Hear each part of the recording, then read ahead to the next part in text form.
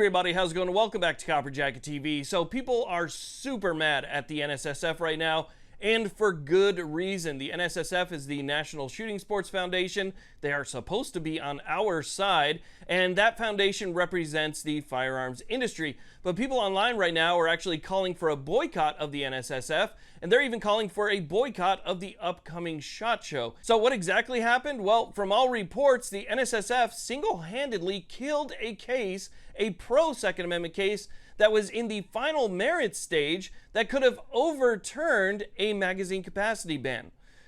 Which to me I find absolutely stunning, but I want to give you guys some more of the details of exactly where this took place and what's going on. So stick around for this one.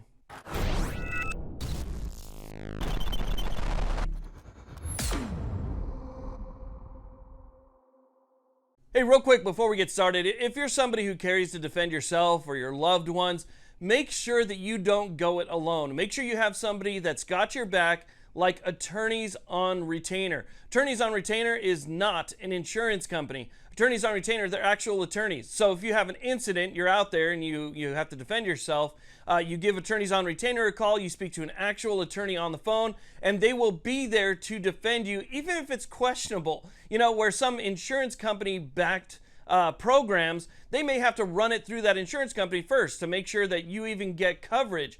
That's not going to happen with Attorneys on Retainer. You have an incident, you call them, they are there to defend you, even if it's in like a gun-free zone or something like that. So it is absolutely priceless to have in your wallet.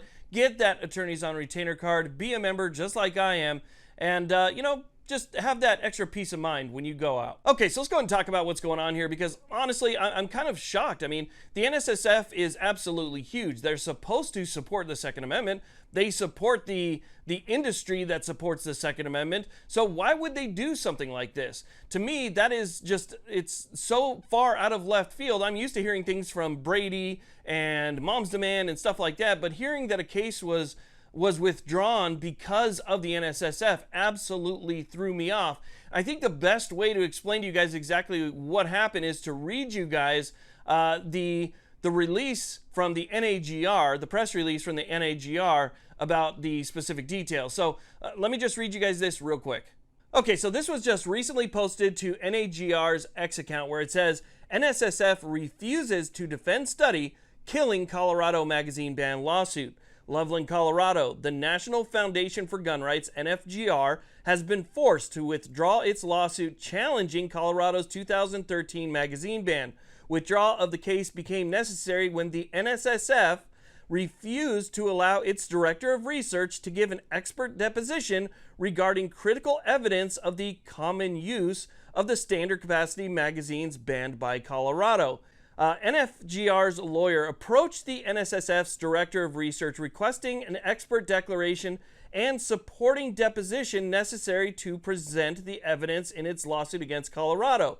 In response, the NSSF provided a declaration attesting there are literally hundreds of millions of magazines like those banned by Colorado in circulation. So the NSSF provided that declaration. I just want to make sure that everybody understands that. The declaration was provided by the NSSF on their research, concluding that there are hundreds of millions in existence in the U.S. right now. Now, continuing on, it says, NFGR's lawyer submitted the declaration in the lawsuit and began the process of scheduling the necessary deposition as had been previously discussed. Unfortunately, a month later, NSSF informed NFGR's lawyer that it would not allow its director of research or anyone else to provide the supporting deposition necessary to use the information in the case. This came after the critical legal deadlines for submitting evidence had already passed. We were clear with the NSSF. If you won't defend your study in court, it kills our case. And that's from the NFGR president, Dudley Brown. All we want was for the NSSF to testify to the facts they already published. So it's not like it's that hard. As a matter of fact, I believe they already attested to that in the Illinois case. So it's not that difficult to just say, hey, what we have in this is factual. Okay, so let's go ahead and break this down as simply as possible, because to me it's pretty disgusting. If it wasn't for the NSSF, this case would still be ongoing, but it's not, because they denied the NFGR an expert to provide testimony in a deposition to their own research. It's not like they were asking for some major leap or bound, or if the NSSF could maybe provide expert testimony to somebody else's research. It's the NSSF's own research.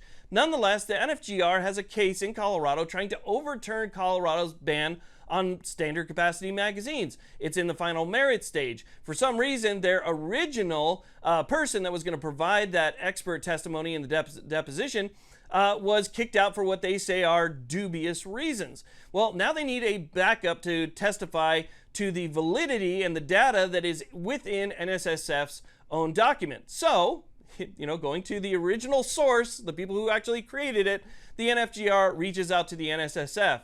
Now, keep in mind, everything's limited time, right? The court gives you a certain amount of time to provide somebody or to provide this deposition. Everything is always limited. So the NFGR reaches out, and the NSSF says that they're not going to allow anyone to provide that testimony in a deposition.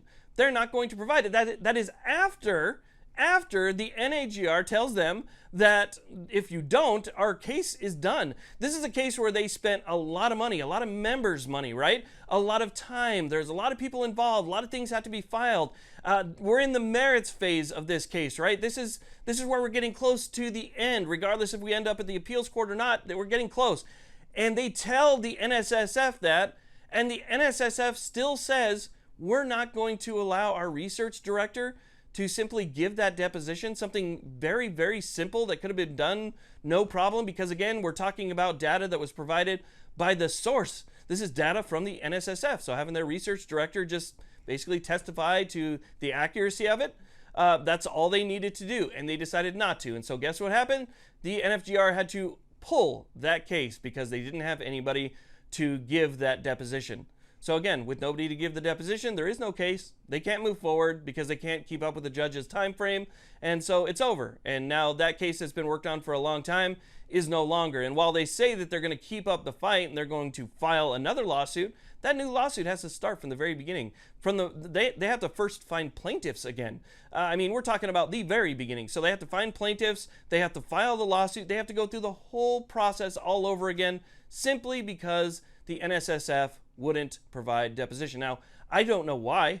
Apparently, the NAGR, they don't know why. There was a video that was posted by Hanna Hill, who is I believe, the executive director of the NAGR. She posted a video. Apparently, she doesn't know why they denied it as well. So everybody's kind of left scratching their heads as to why this happened and why they decided to deny the request. But the fact of the matter is that hurt a very major case, especially for the people of Colorado who were looking for relief from something like this. That's gone now. So anyway, again, I just wanted to let you guys know about that. I mean, to me, it's absolutely terrible. I would like to hear from the NSSF. I would like to hear maybe at least see a press release from them giving some type of explanation as to why. Were all of their research directors out of the country? Was everybody tied up in something else? Was the date not satisfactory? I mean, what was the reason for not allowing anybody to provide this deposition?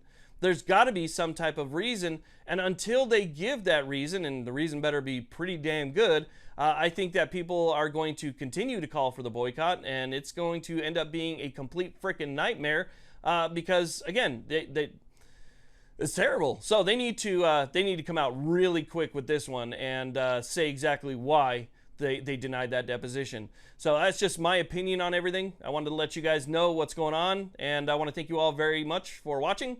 Please like, subscribe. You guys have a great day.